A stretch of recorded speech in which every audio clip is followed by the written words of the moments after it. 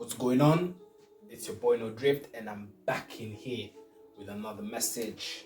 Actually, today is not a message. Today it's a bit of a story time. Actually, lessons that you can learn from the villain. Uh, this comes from my childhood. I grew up with my cousin. We grew up very close, very tight. Saw him nearly every day, and we grew up and really formed my childhood. And he was a very different boy from the rest of us. You know, when you're a boy, you have the superheroes that fight the villains, and everyone wants to be the main superhero. Everyone's trying to fight to be the main superhero. At the very least, you want to be the sidekick, the guy on the side that you're still strong.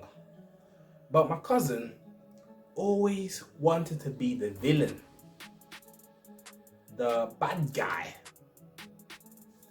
And there's a lot to learn from that, because we all look at the hero and he has his trials and tribulations. But I think that the villain can also teach us quite a lot on what kind of men to be to develop ourselves. The villain generally has a deep backstory.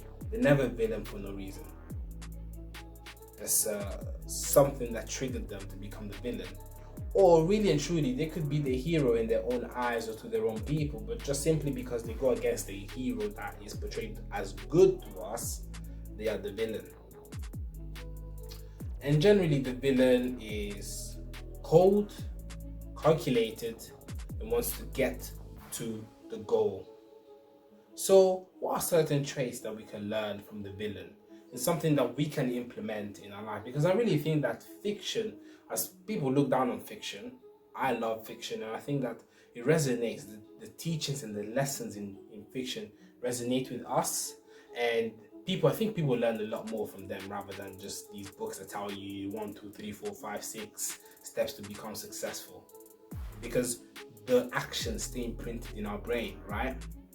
So, number one lesson from the villain: he embraces his pain to move forward. I think that running away from pain is really not a good thing, because pain teaches us a lesson. And Bruce Lee always said, he's rest in peace.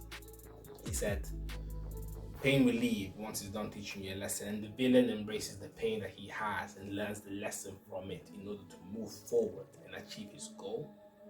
So that's one thing I think is good to learn from the villain: embrace the pain to move forward and gain wisdom from it that will help us attain the goal that we want to get, right? That's the number one thing. Number two is vision. You see, the villain, I've noticed, he doesn't get derailed by people's opinions or side characters, the type of hero, or if he loves certain person in the movie or the fiction. He's really just focused on the goal. Nothing can get in my way. Enemies, allies, whoever, if you stand in my way, I'm gonna have to move you aside so that I can get to the goal.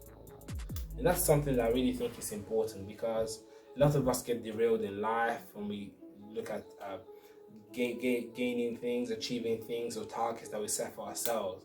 Many of the times there will be friends that's going to distract us and say, oh, come out here, but we know that we should be doing better.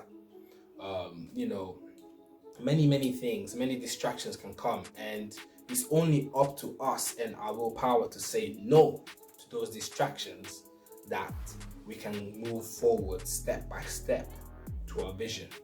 So that's the second thing that I think is really important to learn and listen.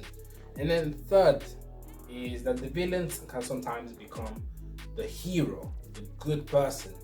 And that's something that I think is really important to learn as well, because we can see that the villain changes his beliefs as he goes. So you can see the villain maturing. Generally with the hero, it just has the static belief: save the world, save the peace, save this, save that.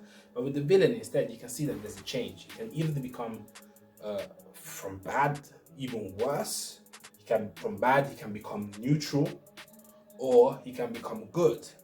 So the villain just generally has a character growth in the direction that life takes him. And that's something that's really important for us to have. We should have our minds open, willing to grow, because sometimes the way that we thought was right, it might not be. So sometimes we need to change direction and go somewhere else so that we can get to really what we want to be, or the thing that we were aiming for probably wasn't the right thing. You get what I'm saying? So these are a few lessons I learned from looking at villains. Of course, I'm sure there are more, and I know that if you follow fiction or watch animes, which I love, or read comic books and such, I'm sure there are many more lessons that you can learn from them. So yeah, man, let's not shit on the villain, because the villain can also be good in his own way. And yeah, man, I hope this helped you.